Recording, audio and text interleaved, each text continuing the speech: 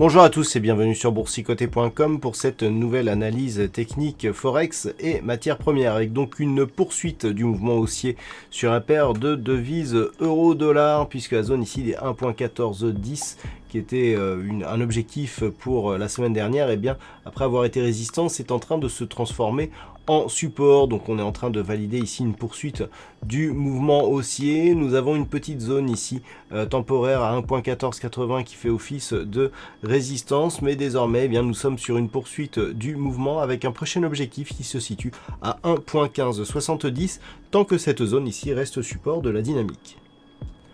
Sur le câble, j'ai rajouté ici une résistance à 1.3160 lié au fait que nous sommes ici dans un range qui est représenté ici par la zone médiane. C'était notamment la zone médiane lorsque nous étions ici entre ces 1.2960 et ce niveau ici des 1.3315. Donc on peut voir ici que les cours sont revenus sur ce niveau. Donc on réintègre ici ce range et donc on est toujours d'un point de vue long terme, comme on le voit ici sur ce graphe, sur une dynamique plutôt haussière.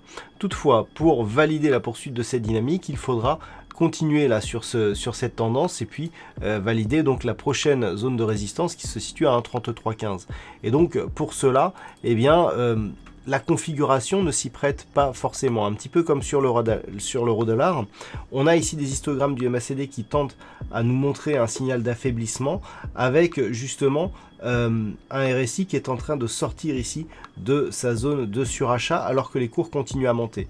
Au niveau de cette zone de résistance, c'est pour ça que je l'ai ajouté, le fait d'avoir cette configuration appelle à une grosse probabilité de retournement. Donc si ce retournement ici se traduit par un retour soit sur la moyenne mobile 20 exponentielle, soit sur la zone ici horizontale des 1,2960, ça ne remet pas forcément en cause la dynamique haussière. Par contre, sous ces niveaux, eh bien, on aura une neutralisation de la dynamique. Sur l'or, nous attendions une forte hausse du métal jaune suite à l'apparition de nouvelles inquiétudes, notamment sur le pétrole et sur des incertitudes concernant l'épidémie du coronavirus. Et bon, on a eu une petite hausse, on s'est dirigé tout gentiment ici vers l'objectif des 1705 $ l'once, mais sans vraiment grosse conviction. Donc on a ouvert ici sur une petite zone de hausse et puis on est revenu ici chercher la moyenne mobile 20 exponentielle.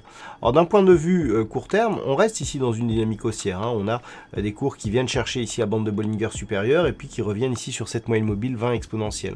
Par contre, il faudrait casser, en cassant éventuellement cette zone des 1705, on validerait une tendance haussière donc sur le long terme, puisque si on s'éloigne un petit peu et notamment si on passe sur une vue un peu plus long terme, eh bien ces niveaux ici n'ont plus été vus depuis quelques années et au-dessus des 1705, on commence à rentrer ici sur des top niveaux, 1790, 1885, non 1885 par exemple, avait été la résistance du plus haut qui avait été connu en 2011.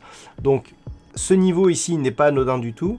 Il faudrait qu'en cas de cassure, eh bien, on surveille bien parce que la configuration là aussi, elle commence à être un petit peu, on commence à voir apparaître des divergences. On le voit notamment ici sur les histogrammes du MACD, là, dont les sommets descendent alors que l'évolution reste haussière. Le RSI, c'est pas encore très net, mais on commence à avoir ici une phase de divergence ici sur cette évolution. Donc attention ici, une rupture de cette moyenne mobile 20 exponentielle pourrait nous ramener sur la zone des 1623. Ça n'aurait pas trop de conséquences puisqu'on a un nouveau plus haut significatif. Par contre, sous cette zone, les signaux de neutralisation de la dynamique commenceraient à se faire sentir. Et puis nous terminons cette analyse avec le WTI, donc le pétrole qui a été l'objet de fortes pressions ce week-end avec notamment l'Arabie Saoudite qui a décidé de largement augmenter sa production et donc de faire baisser les coûts et les prix.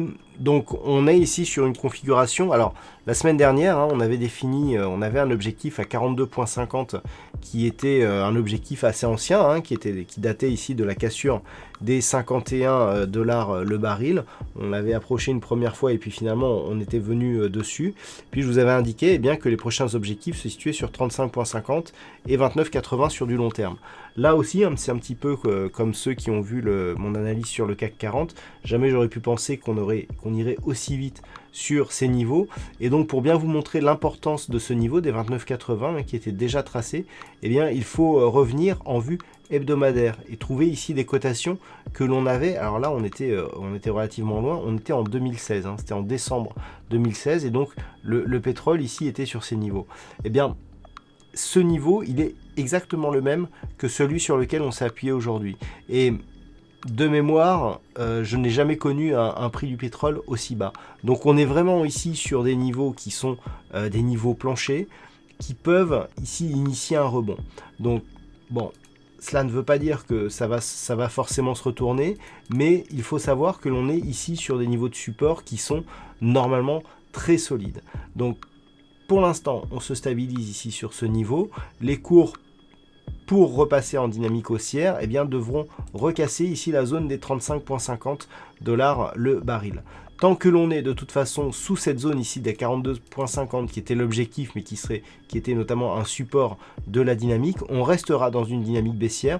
On a la moyenne mobile 20 exponentielle ici qui s'approche d'une manière très rapide, et la tendance, même si elle est fortement baissière, elle donne des signaux quand même d'un possible retournement. On a eu ici ce fort gap, on n'a pas eu de relais aujourd'hui, donc on est potentiellement ici sur une phase de support. Mais attention toutefois, car une rupture nous mettrait donc sur des plus bas sur plusieurs années, et dans cette configuration là effectivement on peut avoir des mouvements qui pourraient partir un petit peu dans tous les sens. Donc attention à une éventuelle rupture ici de cette zone des 29,80 après le test que nous avons eu ici aujourd'hui. Voilà donc ce que l'on peut dire sur cette analyse technique Forex et matières premières. Passez une bonne soirée, on se retrouve dès demain pour d'autres analyses techniques, toujours sur le site boursicoté.com.